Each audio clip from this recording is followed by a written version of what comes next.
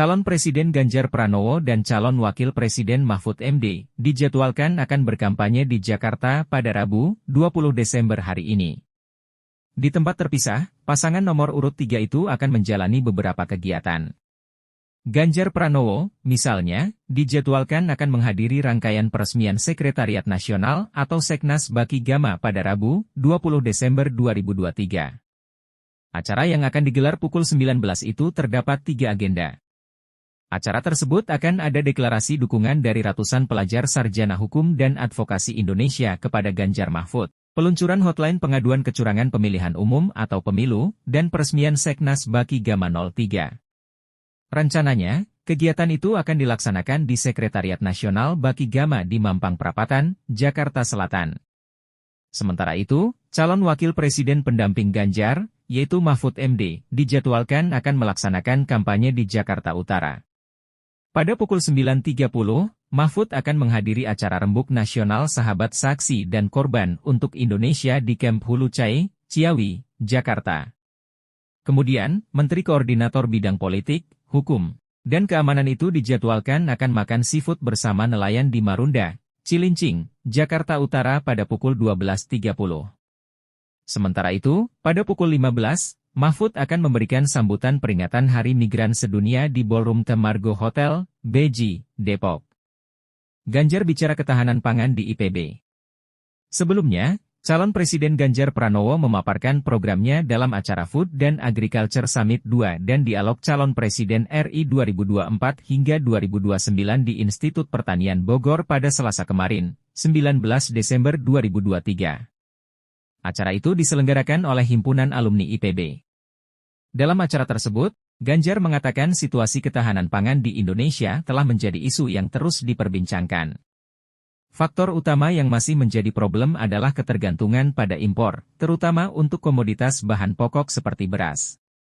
Padahal ketergantungan ini dapat membuat negara rentan terhadap fluktuasi harga di pasar internasional, perubahan iklim, dan gangguan pasokan global, kata Ganjar saat memaparkan programnya dalam acara Food dan Agriculture Summit 2 dan Dialog Calon Presiden RI 2024 hingga 2029 di Institut Pertanian Bogor seperti pada keterangan tertulis, Selasa malam, 19 Desember 2023. Sebelumnya, Rektor IPB, Arief Satria, dalam sambutannya mengungkapkan bahwa sebanyak 35% penelitian IPB dihilirisasi oleh IPB sendiri.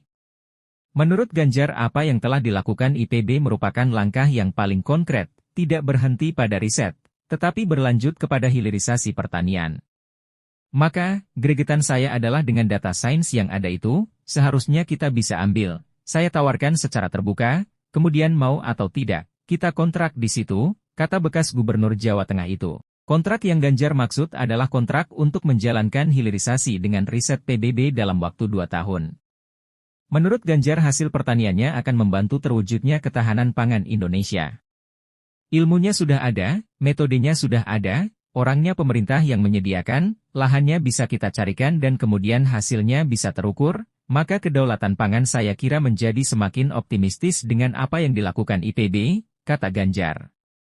Ganjar menyebut kedaulatan pangan ini harus dilakukan segera menyusul Indeks Keamanan Pangan Indonesia yang hanya 60,2. Lebih rendah dibandingkan Singapura yang nilainya 73,1.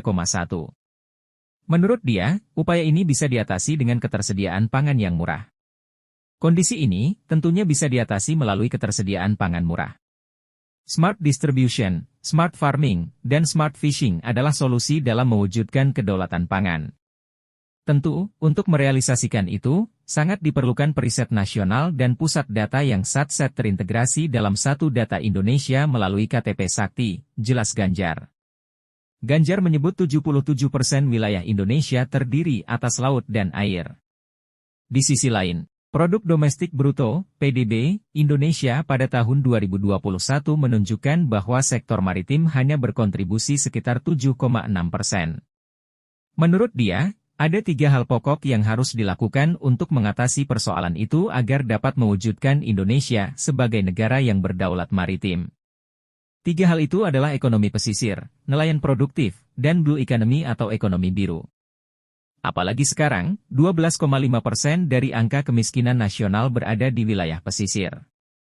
Tentu, untuk mengatasi persoalan ini, kita bisa meningkatkan wisata konservasi dan kearifan lokal dengan skill set yang meliputi vokasi keterampilan, teknik lingkungan, dan menjalankan manajemen ekonomi yang lebih terukur, kata dia.